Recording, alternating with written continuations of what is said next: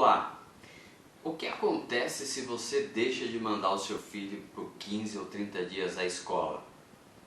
Você sabe o que acontece. O que acontece se você tem necessidade de fazer uma viagem para outro estado e quer ir com a sua família e você fica uma quantidade de dias maior do que o estipulado por uma escola pública e até privada? O que é que acontece? Você sabe o que acontece. O que acontece se o seu filho não consegue, pensando na esfera privada, por exemplo, mas também na pública, não consegue, na pública de alguns estados, não consegue desenvolver a prática de alguns conteúdos que os professores, que a escola, que o governo estabelece que precisa ser administrado, que eles precisam aprender. O que é que acontece? Ele tem penalização na nota, você sabe disso.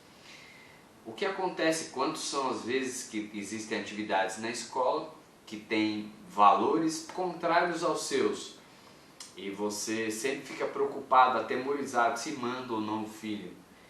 Aí eu te pergunto, onde é que está o conceito de serviço na educação?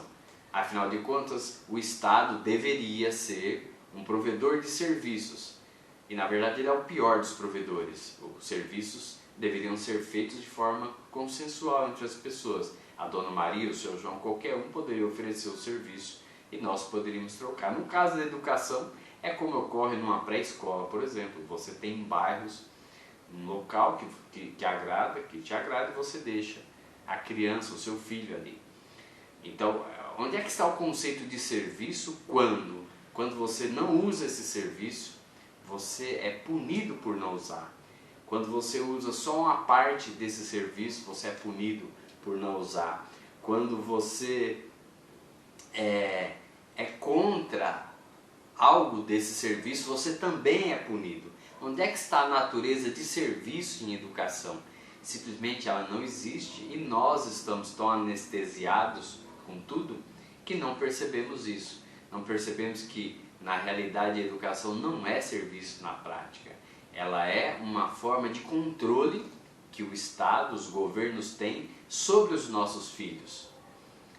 Nós não percebemos que, por exemplo, se no passado as crianças eram educadas pelos pais e depois passaram a ser educadas na escola, já houve um dia homeschooling antes da escola. E agora, quando alguns pais querem esse direito evidente de volta, ele tem problemas legais para isso, ele tem uma série de imposições e restrições e do mundo acadêmico, de uma série de lugares legais para poder conseguir uma coisa óbvia e evidente, que é o fato de que o filho é propriedade, entre aspas, do pai, não é propriedade do Estado. Na prática é propriedade do Estado. Nós aceitamos como se estivéssemos lá na Esparta, que aliciava a criança aos 6 anos, alistava a criança ali naquela sua educação para torná-lo um soldado em prol da causa da cidade-estado Esparta, e naquele momento histórico as pessoas aceitavam. E hoje nós não evoluímos em nada disso, porque as pessoas aceitam. Existe também, os alunos são formados para serem soldados, soldados de causas coletivistas, de causas politicamente corretas, salvar o mundo, salvar o planeta, lutar pela justiça social, lutar pela igualdade, o que para muitos é muito bonito, a não ser o fato de que isso compromete o projeto pessoal da pessoa.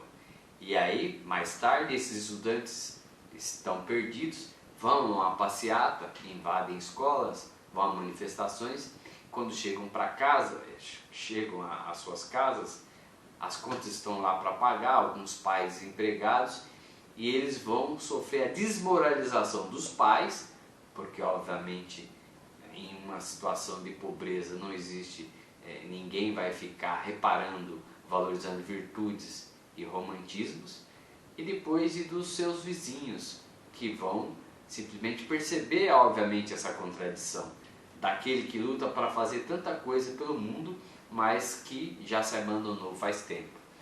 Esse modelo de educação, o que faz para os jovens é isso, é estimulá-los ao autoabandono.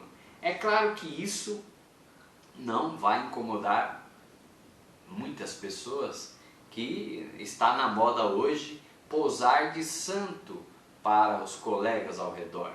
Mesmo que na prática muitas pessoas sejam individualistas, e todos nós em essência somos individualistas, mas no discurso as pessoas querem dizer que não são, para ficarem bem para os seus colegas. Então o ser humano saiu de uma época de escassez, em que ele vivia para sobreviver apenas e comer, e hoje, com a abundância que o capitalismo e a Revolução Industrial produziram, hoje as pessoas elas não têm a mínima noção de onde vieram, e agora estamos vendo uma época em que as pessoas realmente declararam-se santas, e então fazem discurso de missão social, de obrigação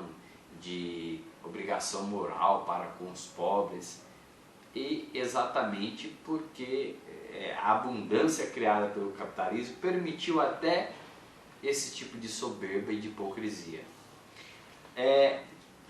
Tudo isso para introduzir alguns tópicos sobre os quais eu quero conversar com você a partir de agora, que eles estão no meu livro Educação Sem Estado. Qual foi a tese inicial que me levou a escrever esse livro?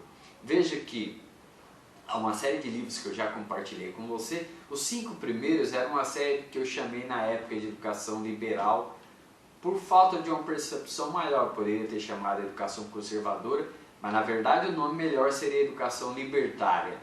Mas enfim, a ideia era uma crítica à educação coletivista, que está aí, que é mundial, que não está preocupada com a pessoa em si, não está preocupada em educar a pessoa com um fim em si mesmo, para que ela busque o seu espaço, mas sim formar militantes.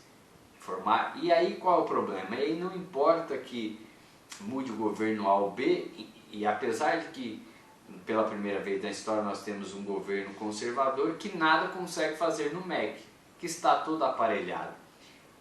Mas volta e meia essa querela vai acabar sendo recorrente.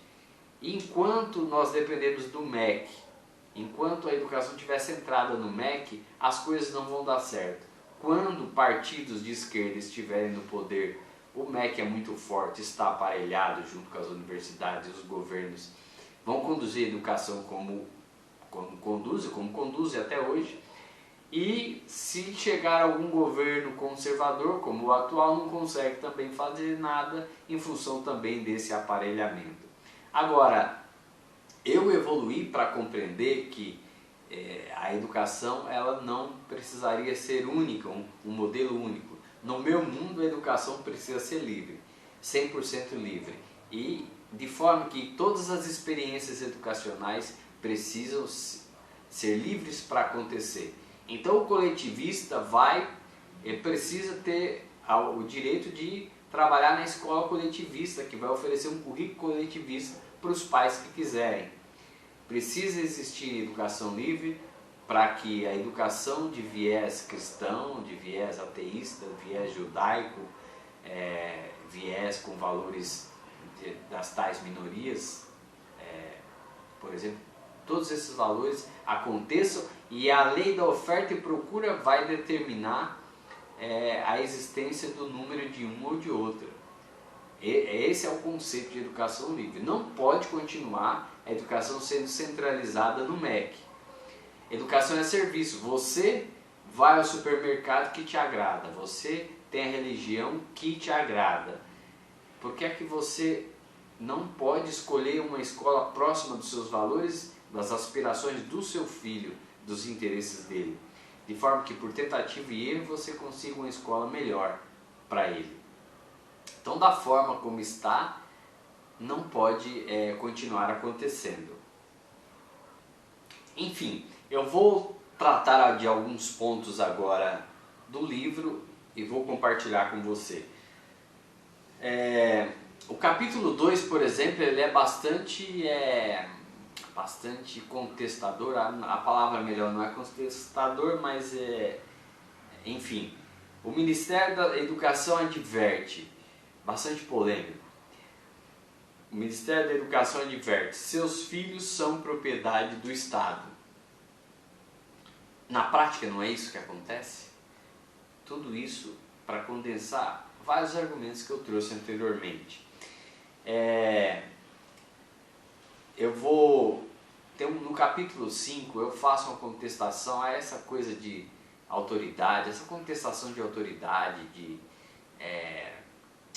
títulos acadêmicos, que acho que, felizmente, com a internet isso está caindo por terra. Não é? Hoje as pessoas elas valorizam muito mais o que tem que valorizar, que é aquelas pessoas que trazem resultados para a vida dela, não mais rótulos ou títulos, o que é ótimo. Então, hoje ela prefere seguir alguém que fale de nutrição se as recomendações da pessoa trazem resultados na vida dela, do que ficar abaixando a cabeça porque alguém diz que tem um PhD em nutrição feito em Harvard, Cambridge, por exemplo. Então, o capítulo 5 é de pergunte a seu pai ou a seu avô. Qual é a ideia do capítulo? É recuperar uma série de ideias sobre acontecimentos históricos, sobre como era a vida das pessoas do passado, para mostrar o quanto é mentira, hipocrisia e desonestidade uma série de coisas que ouvimos hoje. Um exemplo bem simples é o que me ocorre agora.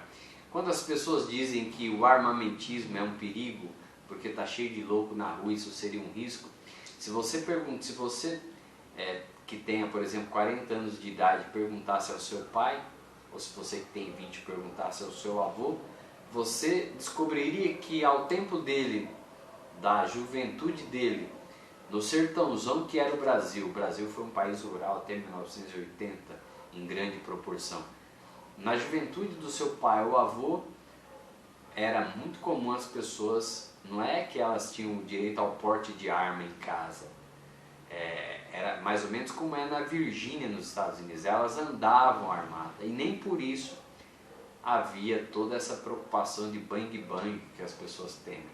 Então, veja que é um tipo de evidência, de realidade que contesta estatísticas e reflexões filosóficas de acadêmicos.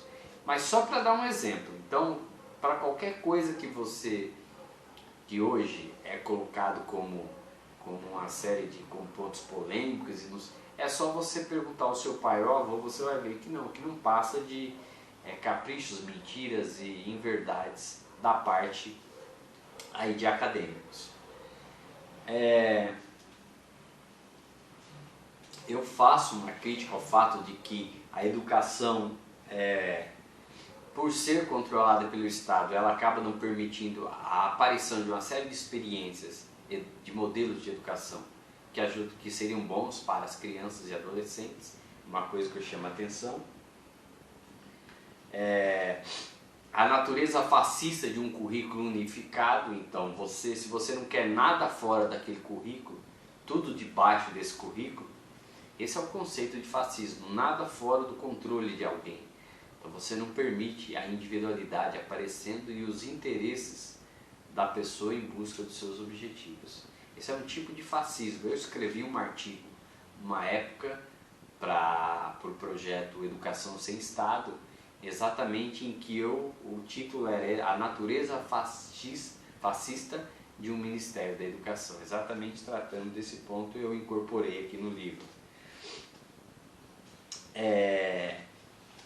Inclusive, como eu evoluí hoje para entender que é importante a educação 100% livre, em que as várias experiências de educação convivam, inclusive experiências que não me agradem, e não tem problema nenhum, não tem que agradar. O que me agrada é aquilo que tem a ver com o meu valor. Não tem nada, é importante nós termos esse tipo de sinceridade e convivência. Então, o que é importante, por exemplo, se eu sou contra a doutrinação em educação, mas em havendo pais que querem esse tipo de escola e profissionais que queiram trabalhar, não há problema que isso aconteça. A doutrinação só é um problema hoje, inclusive porque ela é uma doutrinação coletivista e de esquerda, porque ela é uma afronta contra conservadores, liberais, libertários que não querem isso. Você pode ter, inclusive, doutrinação conservadora também numa educação livre para os pais que queiram isso, né? Depois eu vou expor o que é que eu entendo por educação livre. Currículo é efeito de oferta e procura e não algo que nasce da cabeça de iluminados.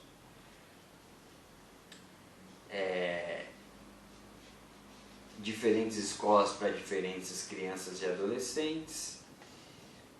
Vou fazer uma crítica ao MEC. Meia dúzia de burocratas não tem capacidade de criar algo que seja bom para mais de 200 mil brasileiros, no caso, tirando os adultos já formados, não. Mas isso vale, por exemplo, para o ensino superior também.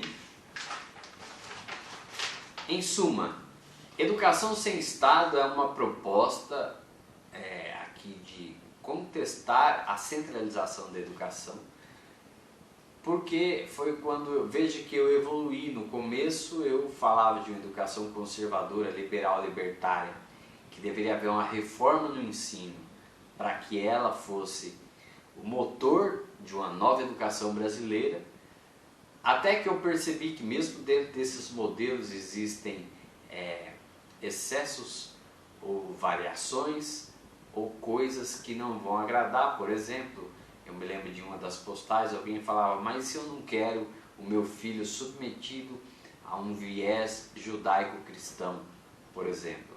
E de fato, essas pessoas precisam, esses familiares, ter direito ao seu modelo de educação mais tecnicista, mais centrado na própria pessoa, dos interesses delas, e não enviesado por religiões, por exemplo.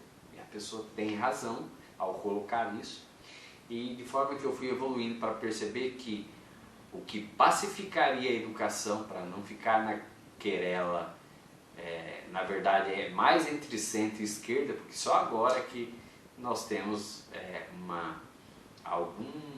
algo de direita, pelo menos no executivo, mas para não ficar essa querela, só com educação livre, o que eu não imagino que vai acontecer no curto e médio prazo, em função de que a mídia, as universidades e o Estado estão aparelhados para conservar os ideais coletivistas, controlar uma visão controladora de sociedade, contestadora dos pilares do Ocidente.